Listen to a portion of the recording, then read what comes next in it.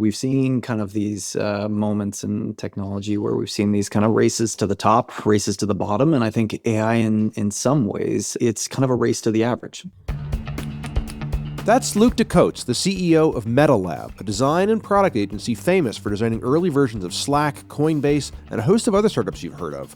Today, MetaLab is, no surprise, working with lots of AI startups, including Windsurf, Suno, Pika, and more. Which is why Luke's take on AI surprised me. He's not rah-rah, he's pretty judicious, actually. Luke has questions about AI's costs and appropriateness for lots of use cases like those involving kids, but mostly, he objects to its mediocrity. Welcome to Future Around and Find Out, where we celebrate the breakthroughs, call BS on the hype, and explore how things might go sideways and how we, together, can steer the future in the right direction. Hi, I'm Dan Blumberg. I'm an independent technologist and former NPR journalist, and on the show, you'll hear sharp takes on what builders need to know now. Learn more, sign up for the newsletter, and ask questions of upcoming guests at futurearound.com. It's a race to the mean, the perfect mean of what is the sum of all of the data points that you can pull and create something that is the average of that and maybe even skewing up from that. And I think average has a real place in the world. And if I think about kind of like all the different businesses out there, there are businesses that, have nothing. They're starting from nothing, or they have a product that they've found some product market fit, but it's got terrible design and they're kind of winning in spite of that. And for those businesses, hitting the average would actually be a huge leap. And that's great. Or for a founder starting out, building something that just works to be able to get out there, that's great. And I think that, that's not to change the fact that the difference between average and great is enormous, even if it's kind of like millimeters. Those millimeters can have such a huge impact. And I think that's where, from a business like MetaLab, we kind of see this as we're going to look at the areas where we can continue to kind of drive exceptionalism. And if it can speed up along the way, or we can get some of that, systematization or moments of production work out of the way faster, awesome. But at its core, we're not going to be using these things to reach exceptional or unique. And so I think that there is a real place. Do I think that, vibe-coded software is going to be changing the world tomorrow? No. So what are some examples of AI products that really do differentiate? I know at MetaLab, you really see design as the moat. I mean, I think in a world where software is easier to make, I think design differentiation becomes all the more important, because how do you stand out? The more kind of volume is created in a market, the more noise is created. And so I think when I look at kind of there was, for a while there, everyone was kind of bagging on the idea of LLM wrappers and how, it's just, that's not software. That's just an LLM wrapper. And in reality, like most software replicates from something else. It starts on a foundation of kind of, this is a cool function and like, authentication and onboarding and all these things like fintech tools, displays of balances and all that. These are all just patterns that are taken from other places. And so it's always been about how do you differentiate? How do you create something that builds an emotional resonance with a user base, where they start playing around with something and they start going, wow, that feels like inherently different. And I feel something. I feel joy, delight. I feel awe or inspiration. And so that's kind of what we've always driven towards.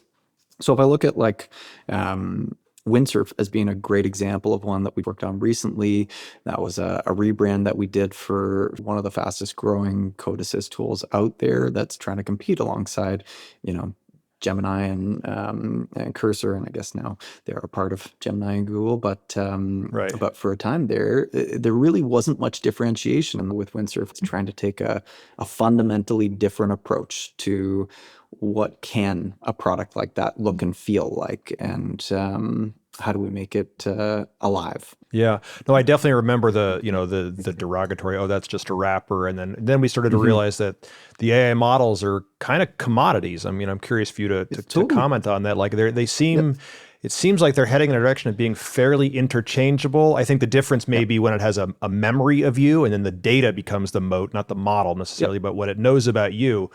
But what are you seeing there in terms of like the fungibility of the different models? Yeah, well, I mean, I think we've seen already a narrowing of the pool, right? We've gone from kind of like there seemed to be lots of different players that were starting to build these LM models, and we've now kind of narrowed into, let's call it 4 or 5, right? You've got OpenAI, you've got Claude, you've got XAI, you've got Meta, and I'm missing one, but I guess Gemini. And I think across the board, I don't imagine, I guess, DeepSeek in the mix too. Yeah, I no, don't open imagine there's going source, to I was going to be say, yeah. yeah, there probably won't be too many others. Like I think there's been so much funding put into them that they are light years ahead that there won't be too much others, and there isn't really that much space for too many players because frankly, up until now, it's not a profitable venture, and I think that we're kind of playing Powerball here, where we are seeing the kind of like pot grow, and we're hoping that there's going to be this big win. But up until now, it's just led to kind of a wild increase in valuations, and this hope that at some point they're going to tip the scale and all of a sudden turn into incredibly profitable engines. And from my vantage point, when I look at them, I think maybe to use like Uber as a parallel, it's a business that went for, I can't even put my finger on it, but over a decade of losing money, right? And lots of excitement, lots of hype, a huge infrastructure, and yet they were going to lose money, lots of money, year over year over year. And they've now finally gotten to a scale where at scale they can do that. I think the LLMs, it's a bit of a different kind of financial mechanic because theirs is not just about scale. Every single action that they take, that a user takes using their platforms, the economics are actually Yeah, working in the they're negative. almost in the red. literally burning money every single They're time. burning money. And so every dollar that a user pays because they see the value, they're actually paying double that to be able to actually operate the thing. So I think there's kind of a couple of outcomes that happen. One is either they get so ingrained into software as a whole and enterprise businesses as a whole that all of a sudden they have so much leverage that they can actually hike up prices, and these companies won't have any choice. They will have to pay it. And once you're that deeply ingrained, there's just kind of no way out. Uh, or we're going to have to, and this is kind of one of the things that I kind of in the back of my mind have been thinking about is maybe a potential positive outcome is that capitalism is going to help with some of the energy problems and global warming and the environmental concerns, because right now the amount of energy that's being burnt to be able to do all these actions and activities, of course, they're going to be searching for these other opportunities to create more efficient energy, more efficient processing. And we at the same time as the agency, we run a venture fund, and we've had the chance to look at quite a few of these really fascinating businesses that are kind of playing in the efficiency space or new takes on chips, competitors to NVIDIA, competitors to energy creation models that are just going to hopefully completely change the game. And I think it'll have maybe a byproduct of unintentional environmental positive impacts, which would be wonderful. Yeah, that is the very optimistic take on it, is that, we finally figure out, nuclear and solar and all the other things because now, big tech has a lot of need for it. I mean, literally like Microsoft is spinning up 3 Mile Island nuclear power plant and others. I wish it weren't the case, but it seems like that's probably one of the only ways that you're going to align a group around with that much influence around, a positive outcome like that, like solving energy crises and things like that. So what are the things that you're most excited about that, things you wanted to do maybe in the past or your clients wanted to do in the past, but it wasn't feasible or it was too expensive or whatever reason that AI is unlocking right now? I think what's really exciting is the speed to workable. Speed to good enough. And I think that that's an incredible thing. And I think that, you can strive for perfection in anything you do, but I think sometimes what you need is not perfection. You need something to be able to test with a user or have a conversation around or use in a workshop. And so if I think back to kind of 10 years ago when I joined MetaLab, a lot of what we were having to do is kind of like build out motion prototypes to be able to convey this is how something's supposed to move and this is how software is supposed to work. And then eventually, we got into framework prototypes or principal prototypes of being able to have like clickable walkthroughs that people could use. Today, a lot of our designers are actually being able to train themselves in code creation tools, Cursor, Windsurf, and be able to take designs and quickly turn them into workable prototypes. And that is for the purpose of being able to, within a day, step into a boardroom with a founder or an executive team and be able to say, look, like this is what this thing is supposed to do. And everybody gets to play around with it and feel it. And you get such different feedback when people can feel it and play with it than if they're just kind of imagining it through designs. And I think it's been a huge, huge change. Yeah. Tell me about how the role of the designer is changing. Or now you mentioned already they can more quickly prototype things with code, with real data. On the other hand, other people can, I guess I'll use air quotes here, design. It's democratizing who has the ability to make their own UIs and things like that. How is this dichotomy playing out in terms of, who's doing what, or how you're changing processes, or what it even means to be a designer right now? Yeah.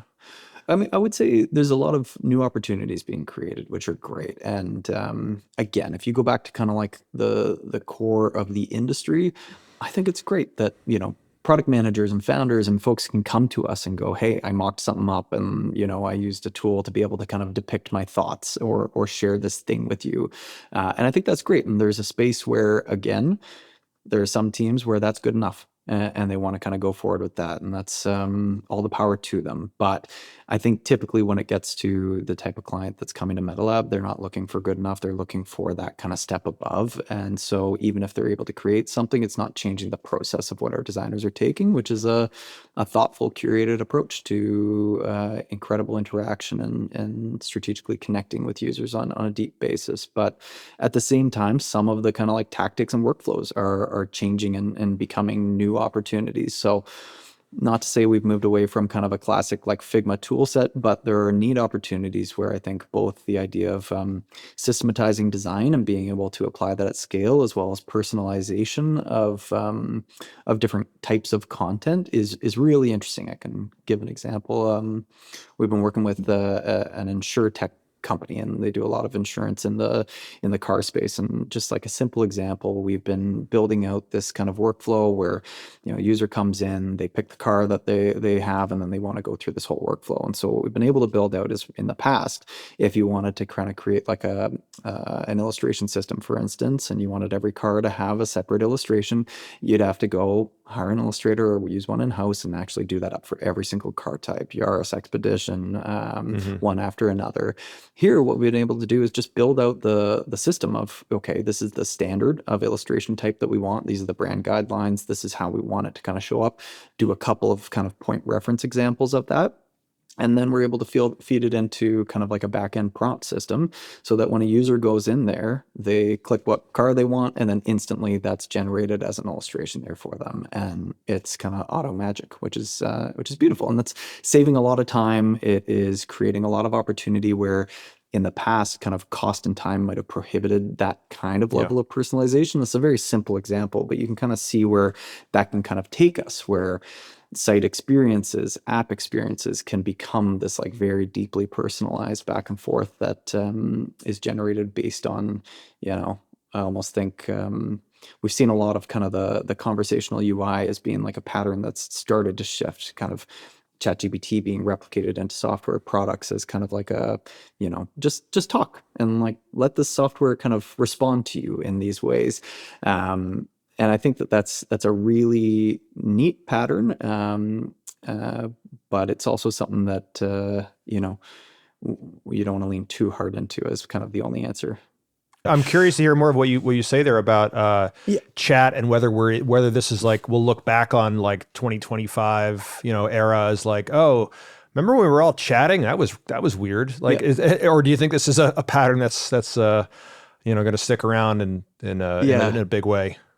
I do think it is. I think people love to feel ownership over outcomes. And if I think about even 5-6 years ago, there was a big push. A lot of products were starting to build out this kind of conversational UI approach, and it was using what we could use at the time, which was kind of like Mad Lib style, fill in the blanks. I am a man. I want a car. and you're kind of like filling in these things as you go, and then this decision tree is kind of giving you the like a answers as it goes and filling out, and you might see some cool kind of like live dynamic outputs that are happening as you go, and it's thinking and giving you things. And we worked early days with Meta on some of their chatbot work for business profiles, and it was similar kind of concept, but it's all, it's interdependent and it's easy to get wrong too. Whereas today, I think the level of context that these LLMs are able to create, it does allow this real opening for users to have complete control over what the outcomes are. And this is where you probably are going to see, and we're already seeing it, the death of traditional search in favor of more of a contextual kind of conversational search, which is, the ability to go into any product and go, instead of Uber, I'm going to kind of like, tap through these different things. Maybe now you're able to just go, hey, I need you to take me to, the Ludlow Hotel downtown or something like that. And it's going to be kind of automated. And I think that's going to play into a lot of the other technology advancements we're seeing in terms of, the opportunities to move away from the phone as being kind of the primary spot of interaction, which I have not been confident in a lot of the innovations that have come forward that seem to be moving us away from that. But I think we're starting to actually see some real scratching at the surface of that.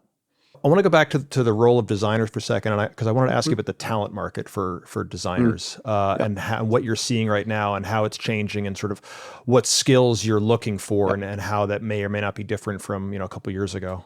Yeah, the talent market has shifted dramatically over the past year or so. And it's really fascinating because it's been in a backdrop of, the social media sphere and the AI kind of buzz, which is saying design is dead, software is dead. We're about to see kind of all this stuff eaten. Traditional, approaches to things are just done.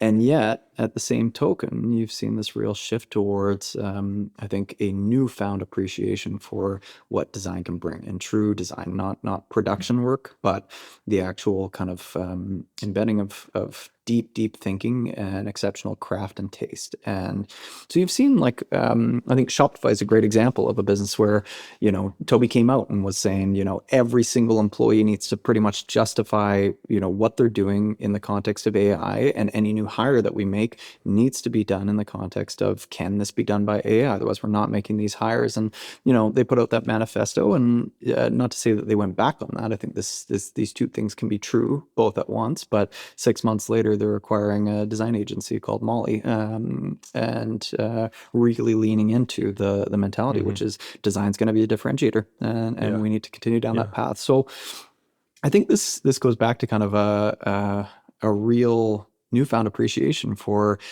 average is what everyone can now be. And so how do you stand above average? When you said the talent market has changed a lot in the past year, you're saying that in favor of the talent, like it's becoming harder and harder. I think in particular, you've mentioned to me in the past that 0 to 1 talent is particularly in need right now. Yep. Which I think 0 to 1 talents are hard to find in general. And I think we've always kind of taken the approach of, when we can find it, we find it, but otherwise we'll build it. And I think that is 0 to 1 talents really rare. And I don't know if, everyone might not know what we mean by that, but people that know how to take an existing product and work with it versus people who can go with blank slate and be able to just kind of create something from nothing. And it's not rocket science. You need kind of an inherent skill set, which is the ability to think about deep, complex things, the ability to balance thousands of possible directions and narrow that into the ones that make the most sense, and drive that into kind of making the right bets at the right times. But at its core, it is really just repetition. And that's something that I think at MetaLab we've been able to harness, because we get access to these key, impactful moments over and over. And that's the only place we work. And so by doing that over and over again, a designer who joins us within a year, they've got more experience in 0 to 1 builds than somebody who might work 2 decades in a product in-house.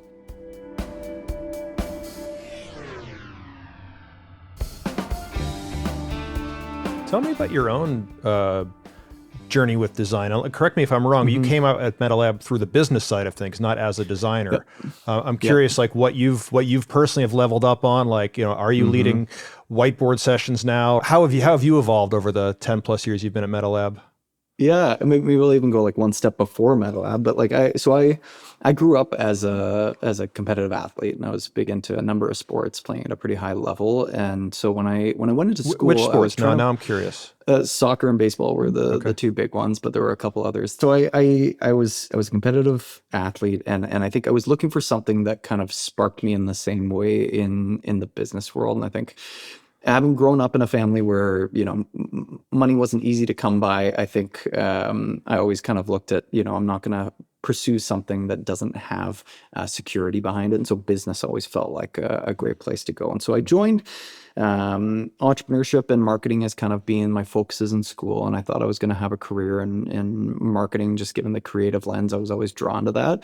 And pretty quickly, I kind of realized marketing wasn't the fit for me. It wasn't quite as creative as I thought it was in many ways, which is interesting. But I did find agencies, and agencies drove something inside me. They sparked something where I really realized there's this kind of competitiveness that maybe kind of brought me back to competitive sports. There's this intensity to the pace. There's this mentality which is baked into it, which is you're only as good as your last client or your last output that you create, and all that matters is kind of the last one that you did. And so I fell in love with it. And after bouncing around for a little bit, I found MetaLab, and I got to play just about every role at MetaLab. So we were about 28 people when I joined, small. Today we're about 160. But at 28 people, we were small enough that everything was kind of on the table. And so I was building out a new sales team, which they had never had one before. That was a bit more of my historical background. I built out a marketing team, and at the same time, I was deep into client work. And so I was consulting with, top execs at Google, and, was able to kind of learn from and see these founders that were incredible. So I flex my creative Yeah. chops every once in a while. They let me into the room. I get to, play around in product strategy, and I Yeah. like to think of it as like I've got like a pocket full of tokens, and I got to be careful how I use them. But every Uh-huh. once in a while, I can put a token down and go, okay, I'm Okay. going to be a design director for 10 minutes, and let's talk about this, and let's explore the future. So I love to get into that, but it's not as core a part of my job as it maybe used to be. That's very cool. How do you view the tension between creating AI driven experiences that feel really, really personal Hmm. and yet you're not talking to a person, you're talking to a machine? Mustafa Suleiman, the CEO of Microsoft AI, wrote a really Yep. provocative piece recently where he said, like, Yep. seemingly conscious AI, as he called it, is really dangerous. Yep. And product designers should not be encouraging people to, mistakenly think they're talking to a human. And there's been a lot of mental health and other, Yep. bad cases that have come up. And he was very clear that, there Yep. should be circuit breakers built into a chat experience that in one way, whether it's a design or just text on the screen, like, this is a robot you're talking to, something that breaks the illusion. And I'm Yep. curious if that conversation has come up at MetaLab and how you Totally. approach it. Totally.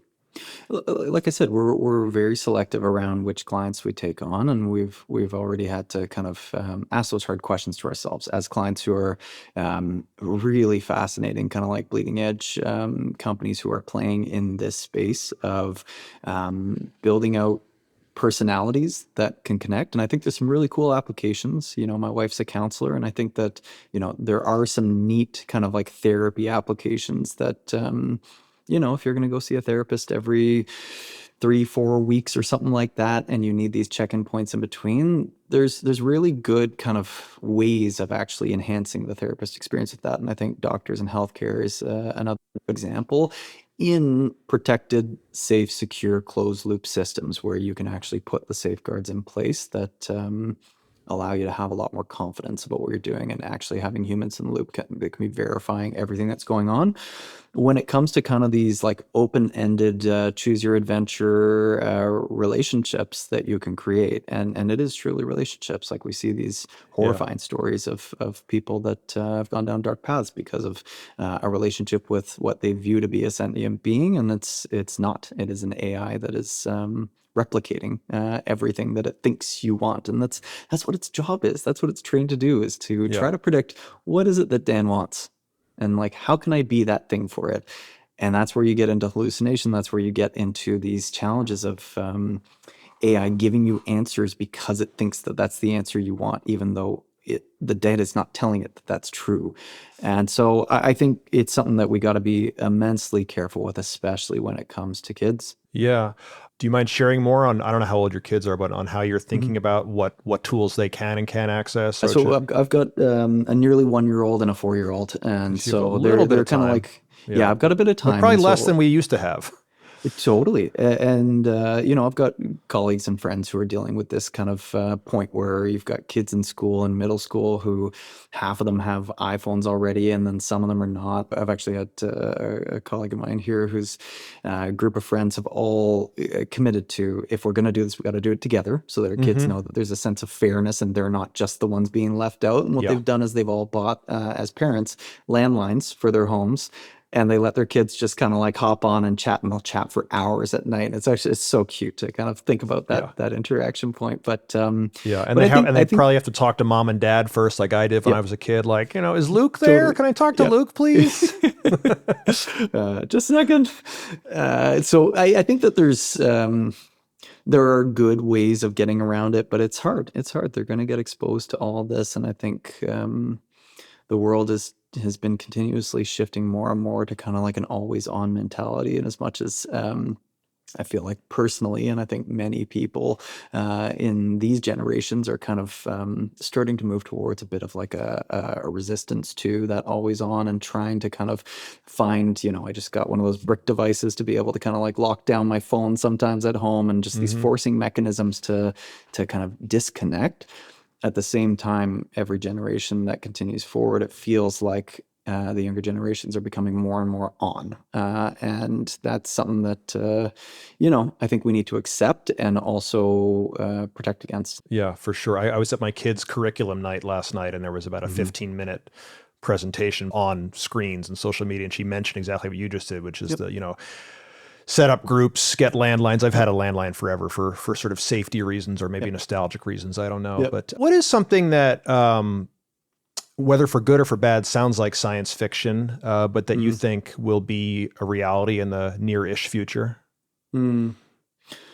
I mean, maybe just connected to what we were just talking about. I think that the idea of kind of always on wearables is something that for a long time, I would say I've been a bit of a naysayer when it comes to, again, those kind of like Quest or Vision Pro, and the idea of, what we were trying to push in the industry, which is this is the future. This is what everybody's going to be doing. But the idea of like recording this podcast right now and wearing a Vision Pro and just sitting here with you, I just feel like I could never picture that. And so I always just kind of like stopped at that point. And we've seen other attempts at this. We've seen Humane and Rabbit AI and all these wearable pins and things like that. And I think that it's really neat technology. But again, I just looked at those and I just thought, you know what, this is never going to be a mass scale adopted kind of future that we're going to live in. I couldn't get there. But just about a month ago, I got to spend a few days with Josh Toe, and he's the VP of design at Meta's glasses division. And I was telling him I'd never tried out the glasses, and he, of course, was wearing a pair, and so we just kind of took them off and chucked them on my face, and he had a very high prescription, so instantly I was blind as a bat. I couldn't see a thing, but I was able to kind of start to see the value. And so quickly, with the touch of a finger, he was playing music, and the music was just coming straight into my ears through the arms.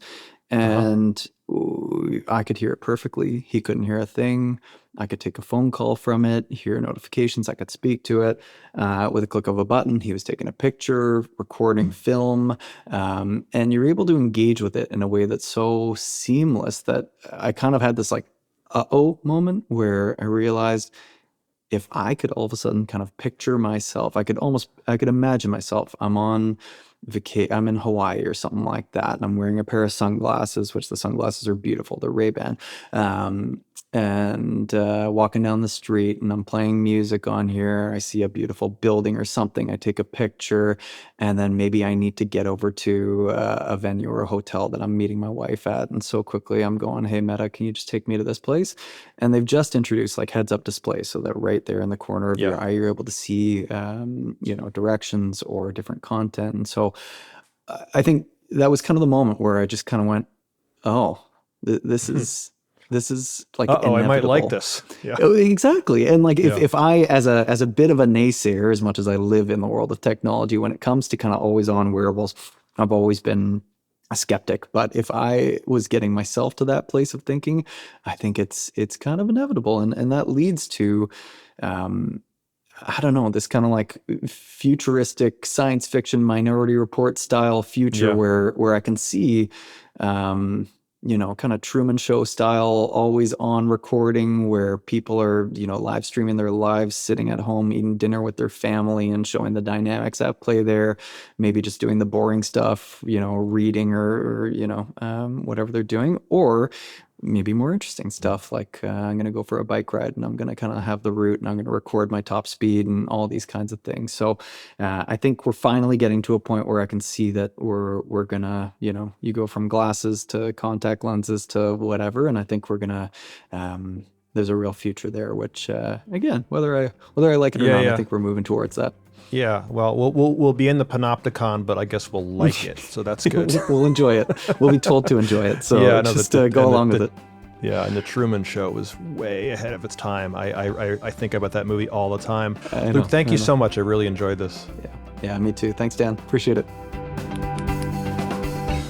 That's Luke Des Cotes. I'm Dan Blumberg, and this is Future Around and Find Out. I am so excited to keep exploring with you. Go to futurearound.com to get the newsletter, to ask questions of upcoming guests, and to find more ways that we can build a better future together.